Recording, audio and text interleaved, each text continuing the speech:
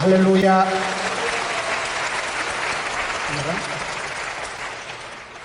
예레미야의 눈물. 성경에 많은 인물들이 있지만은 특별히 예레미야 선지자는 눈물의 선지자다. 사랑도 세월이 지나가면 슬픔이 된다고.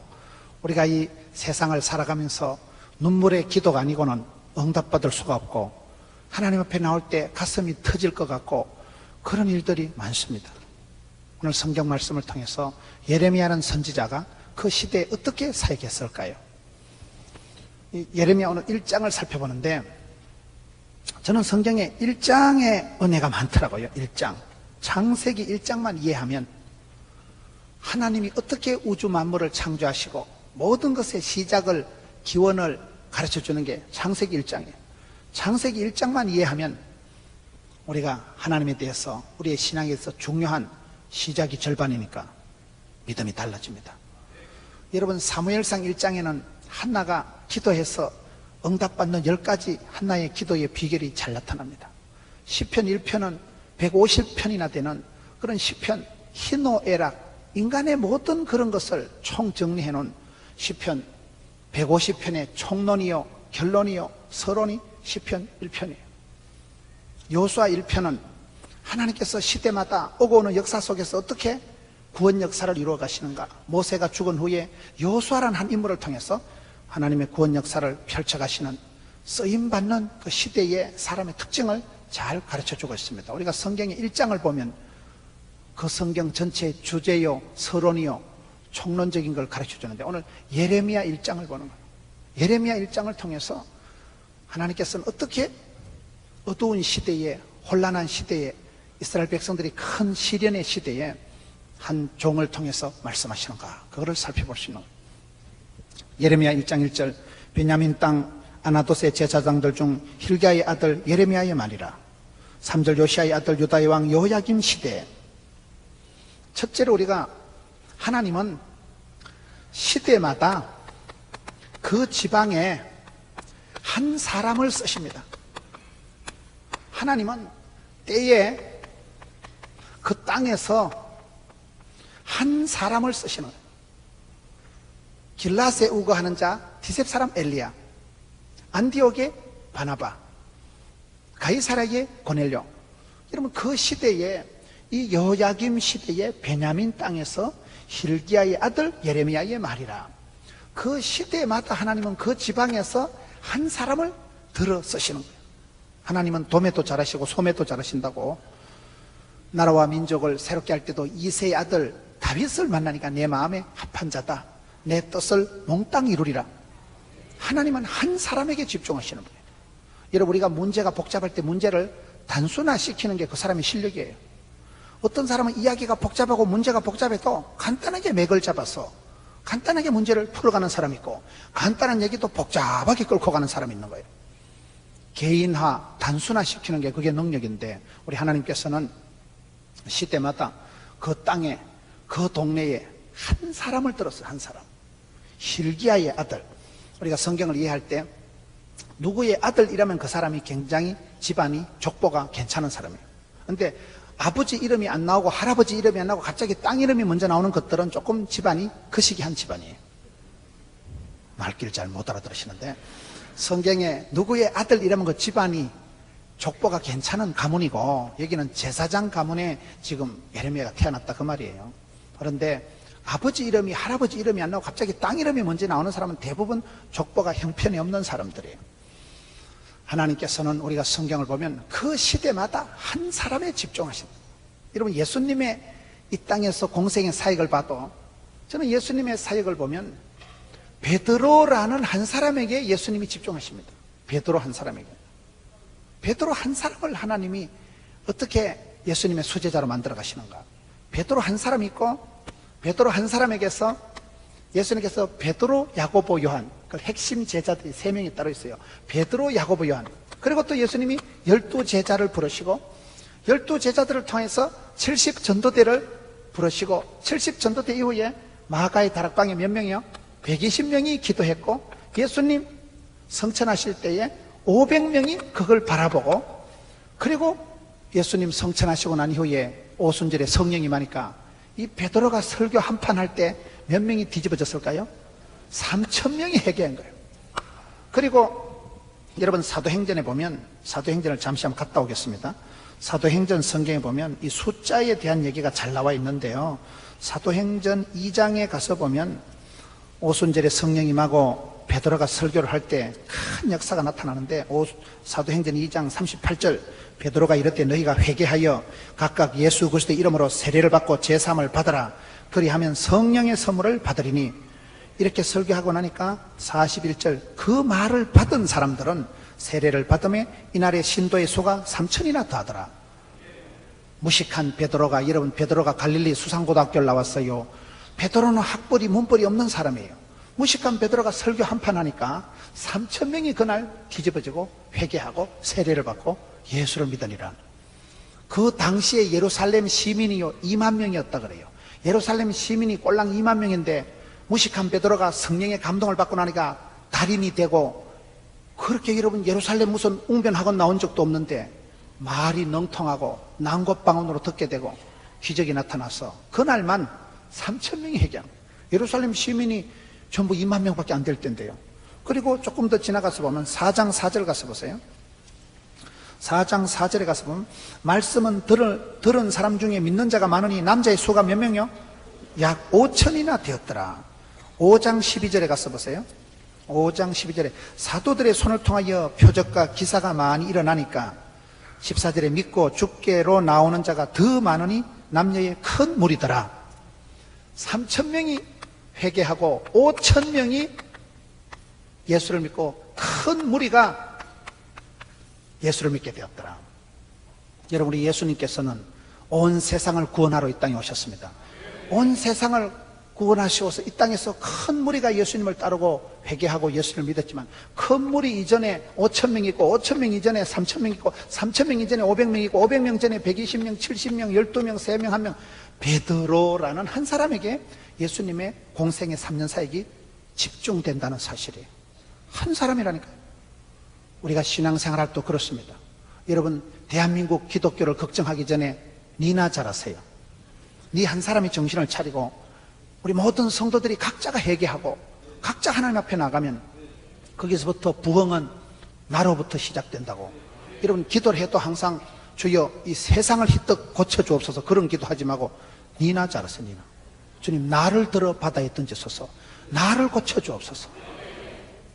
기적 중에 기적은 사람이 바뀌는 것이고, 사람 중에서 내가 변화되는 게 그게 가장 어려운 거예요. 그래서 우리가 성경을 볼 때 우리 하나님께서는 그 마지막 시대에 예루살렘이 멸망당하기 전에 한 사람, 그 시대의 여호야김 시대에 그 지방에 베냐민 땅에 한 사람, 지금 예레미야를 부르시는 거예요. 예레미야를 불러가지고 무슨 호강시키려고 부른 거예요. 눈물의 선지자 예레미야를 그렇게 하나님이 불러가시는 거예요. 항상 우리가 복잡한 문제 속에서도 문제를 개인적으로 적용할 줄 알아요. 우리가 말씀을 적용할 때 3P의 원칙이라고 해요. 3P의 원칙. 퍼스널, 개인적으로 해요. 퍼스널. 개인적으로 말씀을 적용해야 해요. 두 번째, 파서블, 가능한 것을 적용해야 해요.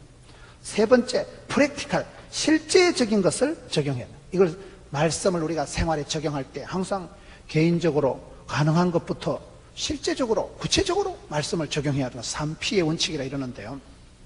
하나님께서는 아무리 시대가 혼란해도 나라와 민족을 위해서 거국 내각을 구성하거나 특공대를 조직한 역사가 없고, 길라스에 우거하는 디셉 사람 엘리야, 가이사라의 고넬료, 베냐민 땅에 누구, 그 한 사람을 부르면 그 한 사람이 정신을 차리고 한 사람을 하나님께서 성령 충만하게 하시면 얼마든지 역사와 민족을 새롭게 하신다는 사실.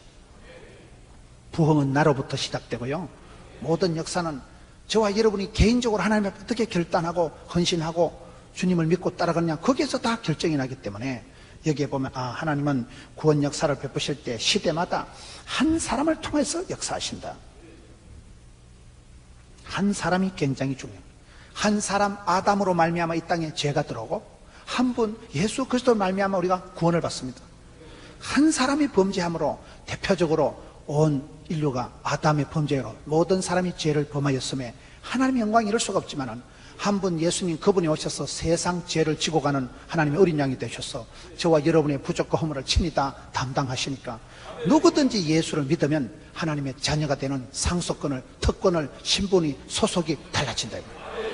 그래서 우리가 이 한 사람, 하나님은 그 시대마다 2009년, 2010년 그 시대에 수원 땅에, 대한민국 땅에 한 사람을 스카우트하셔서 역사 민족을 늘 새롭게 하시기 때문에 저와 여러분이 주님 앞에 설 때는 단독자요, 하나님의 말씀 앞에 독대, 단판, 짓고 대면하길 잘해요. 하나님 앞에 주님 제가 여기 있사오니 도매금으로 회개하지 마세요. 다른 사람들이 다 그렇다고 문제를 상대화시키지 마세요. 다른 사람 어찌하든지 내 결단, 내 믿음 좀 왜요? 하나님은 그 베냐민 땅의 여호야김 시대에 예레미야 한 사람을 스카우트하셔서 이 예레미야가 이때부터 해서 40년 동안을 독신으로 장가도 안 가고 주의 말씀을 계속해서 대언하게 되는 거예요. 우리가 신앙생활할 때 그걸 잘해야 됩니다. 모든 것을 일반화시키고 객관화시키면 안 돼요. 개인적으로 구체적으로 말씀을 받아들여야 되는 거예요. 설교를 듣다가 요즘 이순신 믿음이 있다고 그래요. 이순신 믿음. 내 죽음을 알리지 말라 하셨듯이 내가 교회 댕기는 것을 알리지 말라. 그래 이순신 믿음이라 했어요. 내가 교회 댕기는 걸 알리지도 말고 그런 믿음을 가지면 안 되는 거예요. 개인적으로 주님 제가 여기 있사오니 주님 제가 한번 해보겠습니다. 부족하지만 개인적으로, 인격적으로, 구체적으로 결단하는 게 중요하기 때문에 여기도 보면 우리 하나님은 시대마다 한 사람을 부르시는구나. 윗물은 더러워도 한 사람이 깊은 산속 옹달샘 같이 되면 거기서부터 샘물이 퐁퐁 솟아나가지고 역사와 민족을 새롭게 하고, 샘물은 자기 정화 능력이 있고 샘물은 흘러가면서 산천초목을 오곡백가를 푸르게 유익하게 하는 게 샘물의 기능이에요. 저수지는 아무리 많아도 가둬놓으면 썩어버리지만 샘물은 자기 정화가 되고 흘러가면서 흙탕물도 이파리도 떠내려가면서 변화의 역사를 일으키는 게 샘물이기 때문에 시대를, 환경을, 배경을, 조건을, 분위기를, 집안을 변명하지 마세요. 니나 잘하세요. 내 한 사람이 결단하고 회개하고 내 한 사람이 주님 앞에 똑바로 서면 그 사람 때문에 족보가 달라지고 문화가 달라지고, 거의 역사는 그런 떠내려가는 사람이 아니라 주도하는 역사의 주인공이 되는 창조적인 소수에 의해서 역사가 만들어진다는 사실. 구경꾼 같은 사람이 되지 말고 말썽꾼이 되지 말고 일꾼이 되고 주역이 되고 주도적으로 살아가고 주인공이 되고. 차를 여러분 운전하는 사람이 멀미를 하겠어요? 옆에 얹혀서 공짜로 타고 가는 사람이 멀미하겠어요? 운전하는 사람은 절대로 멀미를 안 한다니까요. 내가 역사의 주인공이 되고 내가 우리 교회의 부흥의 핵이 되고 핵심 가치를 붙잡고 먼저 그의 나라와 그의 일을 구하고, 다른 사람이 어찌하든지 다른 사람을 따라 역사를 살아가는 게 누구 때문에 그런 삶이 아니라, 그럼에도 불구하고 그 시대마다 지방마다 때에 땅에 한 사람을 통해서 하나님은 역사하시고, 오늘 1절에 보면 하나님께서는 예레미야를 볼 때 베냐민 땅에 3절의 여호야김 시대에 예레미야를 스카우트하시고 그 예레미야를 통해서 하나님이 큰 구원 역사를 이루어 가시기 때문에 우리의 신앙생활은 항상, 여러분 볼링을 칠 때도 볼링을 칠 때 그 공을 다 잡아뜨리려고 욕심을 내고 냅다 굴리면 거의 또랑으로 빠진다 그러잖아요. 한 점을 보고 하면 다 날아가는 거예요. 우리는 시대를 살아갈 때 괜히 세상 염려 무거운 짐 내 혼자 지고 할 필요 없어요. 내가 할 수 있는 일, 내 몫에 패인 십자가를 내가 지고 내가 나의 길을, 주의 길을, 마이웨이를 걸어가면 이 길 끝에서 주의 영광 보는 거예요. 나의 가는 이 길 끝에서, 그때 주의 영광을 보는 거예요. 이 길 끝에서. 그래서 우리 예수님께서도 이 땅에 오셔서 3년 동안 온 세상을 구원하시려고 하니까 얼마나 바쁘셨겠어요. 그러나 가장 집중한 것은 베드로예요. 베드로 한 사람을 끝까지 추적 60번 해서 실패하고 도망가고 부인하고 저주한 베드로를 따라가서, 베드로야 네가 나를 사랑하느냐? 내가 주를 사랑하는 줄 주께서 아시나이다. 너는 나를 따르라. 내 양을 치라. 계속 베드로와 씨름하고 베드로와 숨바꼭질하고 베드로를 포기하지 않고 추적 60번 해서 기어이 당신의 수제자로 만들고, 그 변화된 베드로가 설교 한판 할 때 예루살렘 시민이 2만 명밖에 안 될 때 하루 저녁에 3천 명이 회개하고 5천 명이 예수 믿고, 큰 무리가 그 베드로를 중심으로 하는 사도들이 설교할 때 기적이 나타나고, 여러분 하나님께서는 그렇게 역사를 이끌어 가십니다. 저와 여러분이 이 군중 속에 고독을 느끼는 신앙이 아니라 많은 무리 속에 익명으로 숨어있는 신앙인이 되지 말고, 주님 제가 여기 있사오니 개인적으로, 인격적으로, 구체적으로 그렇게 결단해서 내가 할 수 있는 일을 사부작 내가 할 수 있는 일을 엣지 있게 하다 보면 한 사람이 큰 무리를 변화시키는 지렛대 역할을 하고 5,000명을 3,000명을 변화시키는 마중물 역할을 하고 그런 큰 부흥의 불씨가 된 사람이 베드로 한 명이라니까요. 예수님께서 베드로에게 천국의 열쇠를 주고 베드로에게 바요나 시몬아 네가 복이 있도다. 베드로에게 네 믿음 위에 반석 베드로라는 이름 그 네 믿음 위에 교회를 세우리니 음부의 권세가 이기지 못하리라. 오늘 또 그렇습니다. 변화된 한 사람 은혜를 체험하고 부흥을 체험하고 성령의 감동을 입은 한 사람이 나서면 역사와 민족과 족보와 가문의 영광이 되기 때문에 하나님은 시대마다 그 지방마다 한 사람, 두 사람도 아니에요. 한 사람을 부르시는 거예요. 길라스에 우고하는 자 디셉 사람 엘리야가 열왕기하 2장에 가보면 이스라엘의 병거와 마병이요 엘리야가 죽었을 때 한 사람이 죽은 게 아니고 이스라엘의 전체 국방 능력이 통째로 날아갔다고 그렇게 기록되어 있더라고요. 그게 여러분 차이예요. 우리 하나님께서는 시대마다 한 사람을 통해 역사하십니다. 두 번째, 예레미야 1장 2절 3절 아몬의 아들 유다왕 요시야가 다스린 지 13년의 여호와의 말씀이 예레미야에게 임하였고 요시야의 아들 유다의 왕 여호야김 시대부터 요시야의 아들 유다의 왕 시드기야의 11년 말까지 곧 5월에 예루살렘이 사로잡혀 가기까지 임하니라. 따라합시다. 하나님은 때를 따라 사람을 쓰신다. 두 번째 보면 모든 사람은 유통기한이 있다는 거예요. 모든 일은 유통기한이 있다는 걸 명심해야 됩니다. 여기 보면 그 예레미야를 하나님 불러 쓰실 때 여호야김 시대부터 시드기야의 11년 말까지 말씀이 임하니라. 이게 40년 동안이에요. 성경은 보면요 짜리가 있어. 짜리가요 40년짜리 우리가 물건 사러 가면 만원짜리 1,000원짜리 500원짜리가 있듯이 하나님도 사람을 쓰실 때 삼손은 20년짜리 기도원은 40년짜리 다윗도 40년짜리 솔로몬도 40년짜리 모세도 40년짜리 입다는 6년짜리 하나님은 시대마다 사람을 부르실 때요 유통기한을 주신다는 걸 기억해야 됩니다. 천하의 사람도 열흘 붉은 꽃이었고 10년간은 권력이었고 30년간은 재벌이었고 흥망성쇠 여러분 생로병사가 있는데 반드시 때와 기한이 주어진다는 사실. 제가 예언하건대 100년 뒤에 앉아 계실 분 아무도 없어요. 그 예언은 반드시 이루어진다니까요. 사람은 다 때를 타고나는 거예요. 아무리 우리가 운동해도 하나님이 너는 80년 살다 온나 그러면 떡국 80그릇 먹으면 죽는다 그래요. 의사 선생님들이 메스를 가지고 수술을 해도 3살이 돋아나고 살아나는 건 하나님만 하십니다. 어떤 명의도 그렇게 할 수가 없는 거예요. 생사하복이 주님 손에, 내 시대가 주님 손에 있는 거예요. 여기에 보면 여러분 예레미야가 선지자로 나타나지만 기한을 딱 정해줘. 여호야김 시대부터 시드기야 11년 말까지, 그때가 언제인지 아세요? 예루살렘이 멸망할 때까지. 이스라엘 역사상 가장 어려운 시대에 눈물의 세월로 살아갈 수밖에 없는, 나라가 망하고 예루살렘 성전이 불타고 백성들이 굴비 깨듯이 줄줄이 잡혀가는 포로가 되는 꼬라지를 경험하고 이스라엘 백성들의 심판을, 멸망을 선포해야 될, 눈물로 말씀을 전하고 눈물로 사역을 감당할 수밖에 없었던 그 시대, 가장 이스라엘 백성들에게 어려웠던 시대에 선지자 사명을 감당한 사람이 예레미야인데, 예레미야는 40년이라는 짜리가 있다는 사실. 세월을 아끼는 게 지혜고요, 시간이 행복이고 시간이 돈이고 시간이 사랑이에요. 시간이 사랑. 시간이 지나면 여러분 아무 소용이 없는 거예요. 가장 무서운 게 약 중에 제일 좋은 약은 세월이 약이겠지요 이러잖아요. 시간만큼 무서운 거예요. 세월이 지나가면 속절없는 거예요. 고운 것도 거짓되고 아름다운 것도 헛되니, 젊은 아가씨들이 이쁘다 해도 니도 80 돼봐라. 80, 90 되면 모든 게 평준화 된다는 거예요. 배운 거나 무식한 거나 있는 거나 없는 거나. 여러분 80, 90 되면요 서울대학을 나왔던 국민학교를 나왔던 차이가 없다는 거예요. 모든 건 평준화 된다는 거예요. 하나님께서 우리를 부르실 때 천하에 누구라도 다 때와 기한이, 전도서 3장 1절에 범사의 기한이 있고 만사가 다 때가 있다는 사실. 때를 알고 때를 열어가고 때를 잘 준비하는 사람이 지혜로운 사람이에요. 이 때를 위함이 아니냐. 왜요? 하나님께서는 유통기한을 두고 쓰신다니까. 유통기한을. 음식이 유통기한 지나면 어떻게 되겠어요? 약도 오래된 건 약이 아니고 독이다 그러잖아요. 화장품도 오래된 걸 쓰면 그게 독이 된다 그러잖아요. 모든 건 기한이 있다는 거예요. 여기는 시차를 또렷하게 해서 유다왕 요시야가 다스린 지 13년의 여호와의 말씀이 예레미야에게 임하였고, 거기 여호야김 시대부터 시드기야의 11년 말까지 임하니라. 유통기한이 짜리가 분명히 나온다는 사실. 우리가 아무리 설치고 아무리 큰 소리 쳐도 다 때가 지나면 세월이 무서운 거예요. 세월이. 시간 앞에서 이길 사람이 없는 거예요.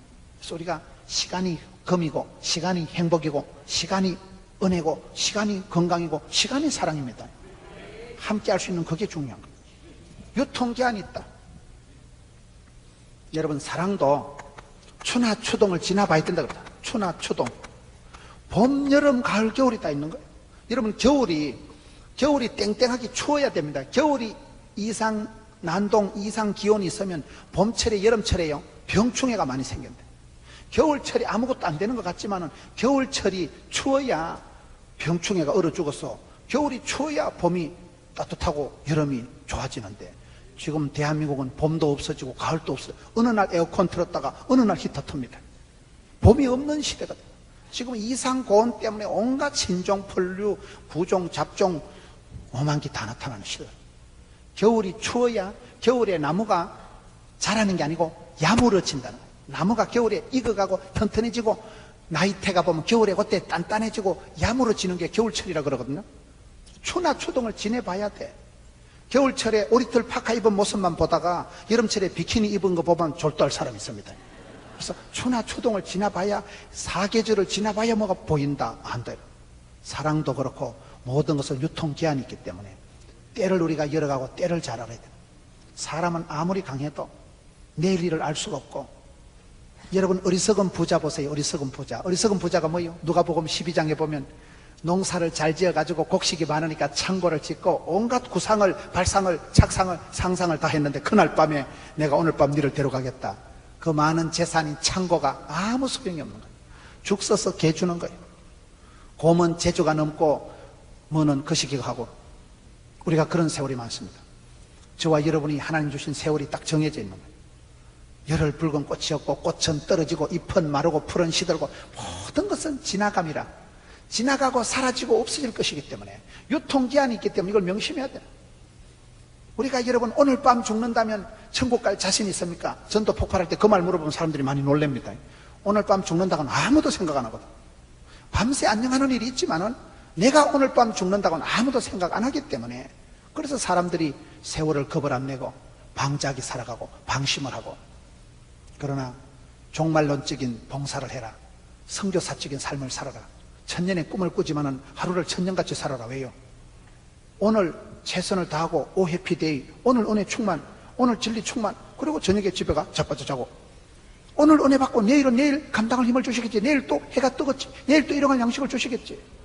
내일 일을 염려하지도 말고 지나간 과거를 곱씹지도 말고 오늘 지금 여기서 현실에 최선을 다하는 사람이에요. 하나님은 스텝 바이 스텝, 데이 바이 데이, 일마다 때마다 복을 주시죠. 하나님께서 복을 주실 때는 여기에 보면 이스라엘 백성들에게 이른 비로 늦은 비로 때를 따라 복을 주시지만은 이스라엘 백성들이 심판을 받을 때는 어떤 일들이 나타날까요? 이게 문제가 오는 거예요. 유통기한이 짧아지는 거예요. 마가복음 13장 20절에 보면 하나님은 고통의 때를 줄여주신다. 하나님이 사랑하는 자는요, 빚지고 가난하고 병들고 그런 때를 싹 줄여주시는 거예요. 환난을 벗어나게 하신다. 야베스의 축복, 역대상 4장 10절. 복의 복을 다하사 지경을 넓혀주고 주의 손으로 환난, 근심, 빚지고 가난하고 끔찍하고 무서운 것은 해딱 벗어나게 하신다. 고린도전서 10장 13절에 보면 피할 길을 열어주신다니까요. 그런데 이스라엘 백성들이 심판받을 때는 어떻게 받을까요? 예레미야 2장 13절 보세요. 내 백성이 두 가지 악을 행하였나니 곧 그들의 생수에 근원되는 나를 버린 것과 스스로 웅덩이를 판 것인데 그것은 그 물을 가두지 못할 터진 웅덩이들이니라. 이스라엘 백성들이 두 가지 죄를 짓고 악을 범했는데 뭔가 하면 생수의 근원, 이스라엘 백성들이 두 가지 악을 범했는데 생수의 근원, 만복의 근원이 되시는 하나님을 버린 거예요. 두 번째는 뭐를 범했어요? 우물을 열심히 팠는데 물을 가두지 못해 터진 웅덩이, 밑빠진 독, 터진 웅덩이를 팠기 때문에 말짱 도루묵이 됩니다. 여러분, 이 지금 두 가지 악의 문제가 뭔지 똑같은 공통점이 물이 관계돼요. 물이 된 거예요. 하나님은 이스라엘 백성들의 복을 주실 때 때를 따라 이른 비로 늦은 비로 복을 주십니다. 이른 비가 늦은 비가 와야 돼. 이스라엘은 우리나라하고 반대요. 늦은 비가 봄에 오는 거예요. 늦은 비가 와야 그때 경작을 하고 새싹을 심고 싹이 나는 거예요. 비가 안 오면 여러분 산과 골짜기에 있는 이스라엘 땅은 말짱 도루묵인 거예요. 비가 안 오면 농사를 아무리 못합니다. 근원적으로 하늘문이 열리고 이런 비로 늦은 비로 은혜의 단비가 쏟아져야 물된 동산같이 되는 거거든요. 이사야 58장 11절에 말합니다. 물된 동산 같고 물이 끊어지지 않는 샘 같은 곳이 되기 위해서는 하나님이 하늘문을 여시고 이런 비로 늦은 비로 때를 따라 때를 따라 봄에는 늦은 비가 오고 가을에는 이런 비가 와야 되는데 비가 안 오면 이게 말짱 소용이 없고 생수 근원이 말라버리고 물을 가둬놔도 터전 웅덩이는 소용이 없다면 물이 지금 공통적인 이게 물입니다. 물과의 전쟁이라고. 여러분 우리가 물을 생각할 때 여기 성경에 보면 또 한 군데가 보면 예레미야 3장 3절에 가서 보세요. 이스라엘 백성들이 예레미야 3장 2절 3절에 보면 네 눈을 들어 헐벗은 산을 보라. 네가 행엄하지 아니한 곳이 어디 있느냐. 네가 길가에 앉아 사람들을 기다리는 광야에 있는 아라바 사람 같아서 음란과 행악으로 땅을 더럽혔다. 여기 음란했다는 것은 우상을 숭배했다 그 말이에요. 그러므로 단비가 그쳤고 늦은 비가 없어졌느니라. 이스라엘 백성들이 여러분 살아갈 때 가장 중요한 게 농사할 때는 이런 비로 늦은 비로 은혜의 단비가 쏟아지는데 단비가 스톱이 되고 늦은 비가 아예 사라져 버렸으니까 농사가 안 되고 먹고 살기 이게 저주입니다. 이게 심판입니다. 물이 좀 중요하다니까요. 이런 비가 늦은 비가 내려와야 되는데 늦은 비가 없어져 버리고 단비가 스톱이 됐다는 사실. 여러분 요즘 송이버섯이 잘 안 나온다 하더라고요. 당체 비가 안 오니까 비가 와야 버섯이 자라는데 송이버섯이 안 자라고 송이버섯이 없는 건 비가 안 와요. 우리가 은혜의 이런 비가 늦은 비가 중단되면 그게 심판입니다. 이스라엘 백성들이 범죄할 때 그것을 계속 지적하는 예레미야 선지자는 눈물을 흘렸고 이 눈물이 죽게 상달되면 하늘문이 열리고 하나님이 진노 중에도 긍휼을 베푸시고 은혜의 이런 비를 늦은 비를 주시는 거예요. 예레미야 선지자가 눈물의 선지자다. 왜 눈물의 선지자일까요? 이스라엘 백성들이 계속 범죄하니까 그것을 지적하고 심판받고 이스라엘 백성들이 애굽을 의지하다가 아수를 의지하다가 바벨론을 의지하다가 이제는 바벨론의 포로가 돼서 잡혀가야 될 이스라엘 백성들의 멸망을 심판을 계속해서 눈물로 가르쳐야 되고 선포를 해야 되는 얼마나 답답한 시대를 살아가는 선지자인데 왜 눈물을 흘리냐 이 말이에요. 여러분 백성들 눈에 백성들 삶 속에 나라가 물이 말라 빠졌으니까 선지자가 눈물을 흘리는 거예요. 눈물로 키운 자식은 망하는 법이 없다고. 눈물은 H2O가 아니고 눈물은 영혼의 독소가 빠진다는 말이었어요. 엄마가 많이 울어야 자식이 객지에 가서 웃는다. 여러분 교회 와서 많이 울어야 세상에 가서 웃을 일이 많습니다. 눈물의 기도는 여자가 온열에 한을 품으면 서리빨이 내리듯이 엄마가 할머니가 할아버지가 교회 와서 서러워서 힘들어서 울고불고 기도하면 가부의 기도가 원한을 풀어주옵소서. 원한이 하늘에 사무치고 기도가 죽게 상달이 되면 하나님 그 기도를 들으실 때 하늘문을 여시고 이런 비로 늦은 비로 생수의 근원이신 하나님께서 물을 내려주시면 이게 물된 동산이 되고 촉촉하고 살기 좋은 곳이 되는데 이스라엘 백성들이 두 가지 악을 범한 이유가 뭐예요? 생수의 근원이신 하나님을 떠나보는 거예요. 물을 떠난 고기가 어떻게 살 수 있겠어요? 여러분 터진 웅덩이를 아무리 만들어 놓으면 남는 게 뭐가 있겠어요? 그 부분이 문제가 되는 거예요. 터진 웅덩이를 만들었다. 그래서 예레미야가 울 수밖에 없는 거예요. 세 번째 예레미야 1장 5절을 보겠습니다. 예레미야 1장 5절을 보면 내가 너를 모태에 짓기 전에 너를 알았고 네가 배에서 나오기 전에 너를 성별하였고 너를 여러 나라의 선지자로 세웠노라.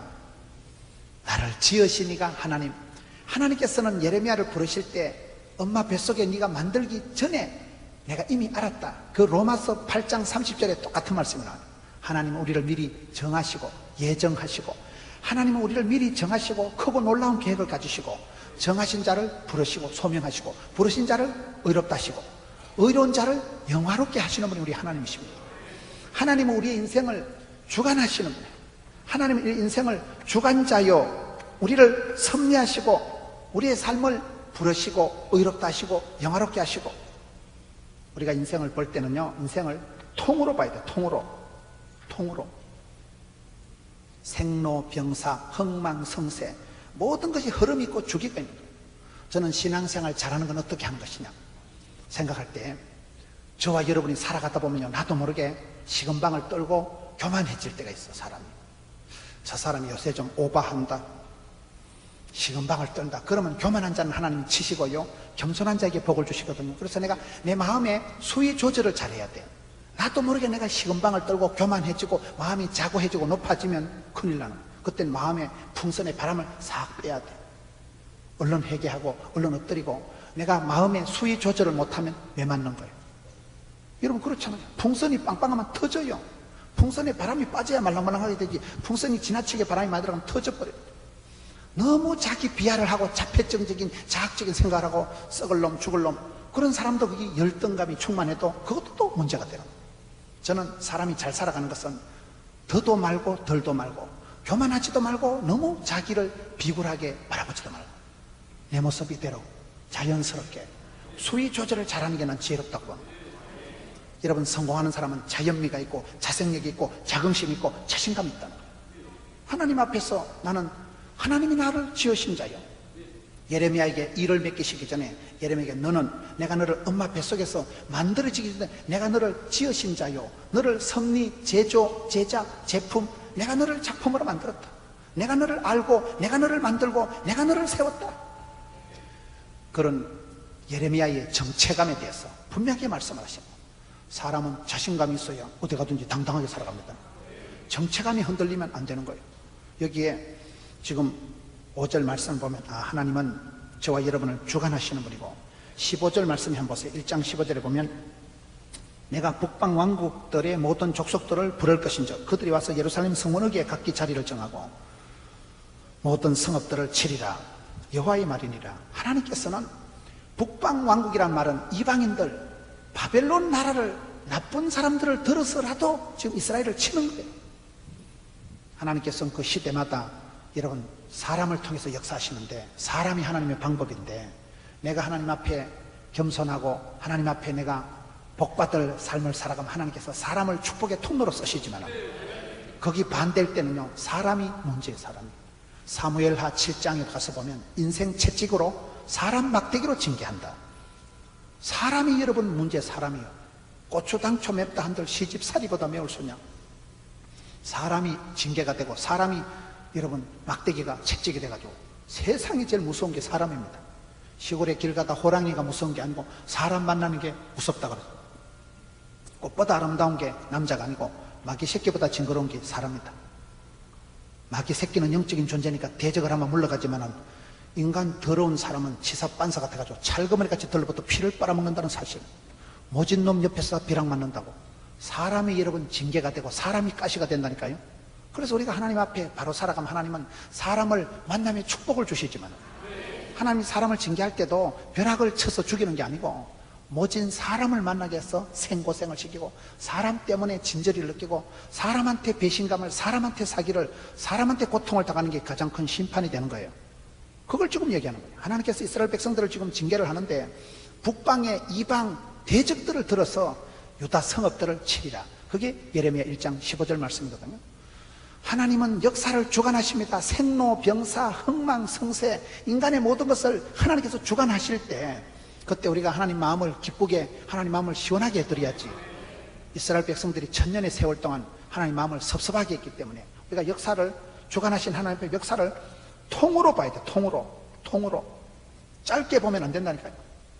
인생은 오르막이 있고 내리막이 있고 일물이 있고 썰물이 있고 불경객이 있고 허경객이 있고 추나 추동이 있고 인생은 여러분에게 때가 있는데 그때 그 때를 볼 때 흐름이 있다는 거. 흐름이 있다는 거. 지금 예레미야 선지자는 그렇게 눈물로 기도할 수밖에 없었던 이유가 뭐예요? 이스라엘 백성들이 천년의 세월 동안 범죄하고 우상 숭배하고 영적으로 간음을 하고 하나님 마음을 아프게 섭섭하게 했기 때문에 이때는 하나님께서 심판의 진노의 때가 되어버린 거예요.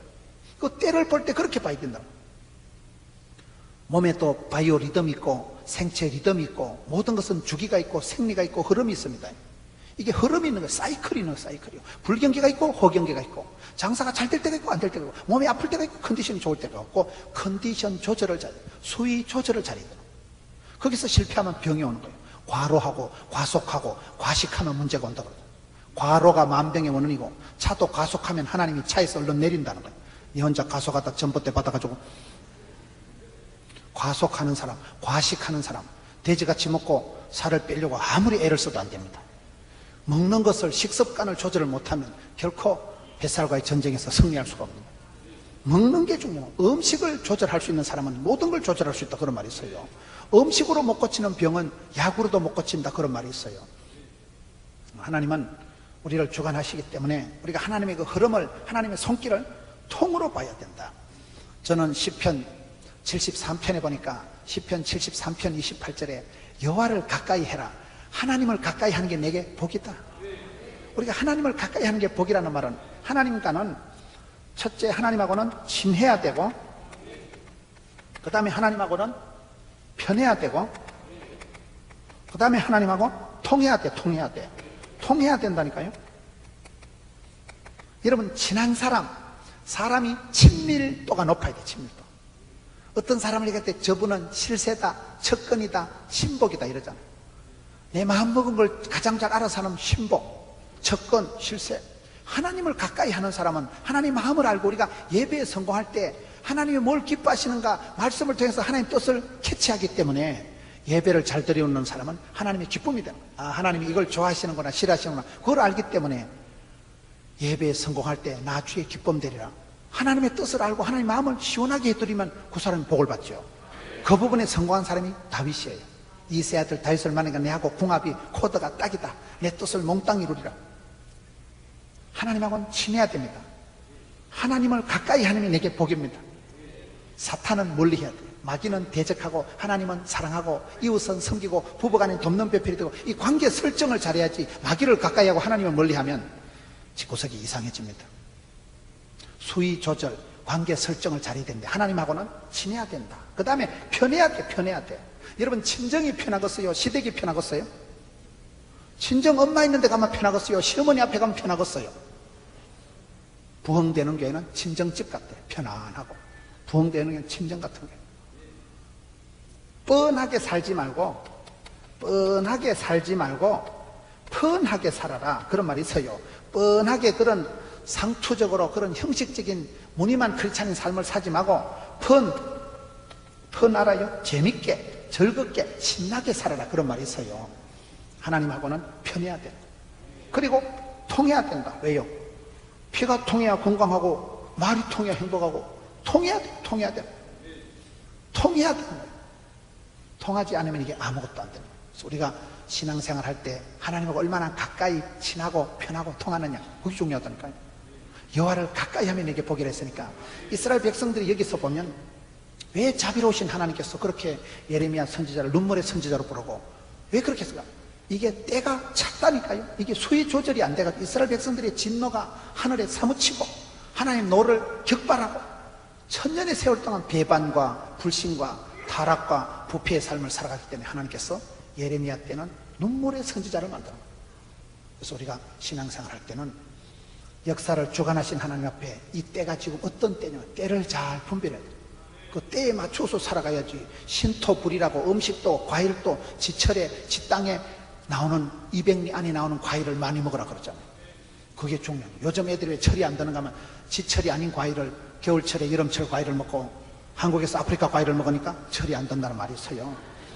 하나님이 역사를 주관하실 때 이스라엘 백성들이 복을 받을 때는 하나님하고 친하고 편하고 통할 때 복을 받았듯이, 오늘 또 우리가 이 말씀을 볼 때 전체적으로 왜 우리가 회개해야 되는가, 왜 우리가 얼른 하나님 품으로 돌아가야 되는가. 구약 성경의 주제는 간단한 거예요. 늦은 비가 왜 끊어졌어요? 여러분, 단비가 왜 없어졌어요? 이스라엘 백성들이 범죄해서. 그래서 저와 여러분은 늘 엎드리고 회개하고 주님 앞에 자복하고 주여 불쌍히 여겨 주옵소서.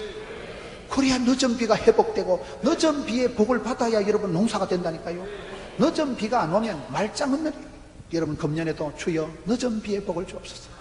늦은 비가 와야 농사가 되고 이런 비가 와야 여러분 농사가 되는데, 때를 따라 하나님은 그때그때 이런 비로 늦은 비로 만나로 메추라기로 지푸라기로 막대기로, 지파라기 아니고 지팡이와 막대기로 푸른 초장 실만한 먹고로 종합 추석 선물 세트로다가 복을 주시려고 하는데, 이스라엘 백성들이 범죄할 때는 이게 다 무너져버려요. 그래서 선지자가 눈물로 기도할 수밖에 없는 그런 상황이 왔기 때문에 우리가 예레미야라는 한 눈물의 선지자 일생을 보면서 하나님께서 그 한 사람을 통해서 주시는 메시지가 뭘까요? 이스라엘 백성들에게 돌아오라. 범죄의 현장에서 돌아오고 하나님께 멀어진 데서 하나님과 친하고 하나님과 편하고 하나님과 통하는 사람, 신통, 인통, 물통, 사통, 그런 말이 있어요. 하나님과 내가 통하고 영혼이 잘 같이 범사가 잘 되고 먼저 그의 나라와 그의 의를 구하면 모든 것은 보너스로 주신 하나님이기 때문에 핵심 가치, 영적인 신앙의 본질, 우선순위에 대해서 실패하면 안 된다. 그게 예레미야 선지자를 통해서 주시는 첫 번째 말씀이다.